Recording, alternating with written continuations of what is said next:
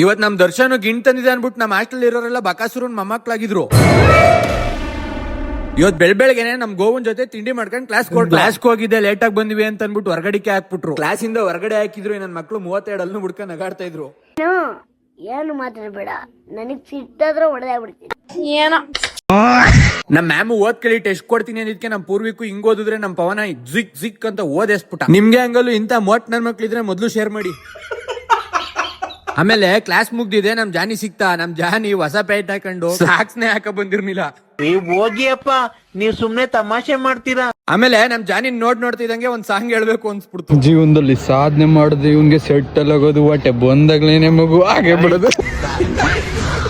ದರ್ಶನ್ ಮನೆಯಿಂದ ಗಿಣ್ ತಗ ಬಂದಿದ, ತಿನ್ನಕ್ ಇಡೀ ಹಾಸ್ಟ್ಲೇ ಬಂದ್ಬಿಡಿತ್ತು. ಆಮೇಲೆ ಸಂಜೆ ಟೀ ಕುಡಿಯೋಣ ಅಂತ ಹೋಗ್ತಿರ್ಬೇಕಾರೆ ನಮ್ ಗೋವಾಣ ಅವರು ಕುಂಟೆಬಿಲ್ಲಲ್ಲಿ ಫಸ್ಟ್ ಬಂದಿದ್ರು ಅಂತಂದ್ರು. ಅದಕ್ಕೆ ಹಾಸ್ಟ್ಲು ಕಡೆಯಿಂದ ಮೆಡಲ್ ಬೈಕ್ ತುರುಕ್ತು. ಮೆಡಲ್ ಹಾಕ್ಬೇಕಾರೆ ಸಾಂಗ್ನೇ ಮರ್ತೋಗ್ಬಿಟ್ಟಿದ್ದು. ಅದಕ್ಕೆ ಮೆಡಲ್ ಕಿತ್ಕೊಂಡ್ ಪುನಃ ಹಾಕ್ತು. ಹಿಡ್ಕಲ ಅಣ್ಣ, ನನ್ನ ಕೈಲಿ ಆಯ್ತಾ ಇಲ್ಲ, ಅಯ್ಯೋ ಅಣ್ಣ. ಅನಂತ ಧನ್ಯವಾದಗಳಣ್ಣ.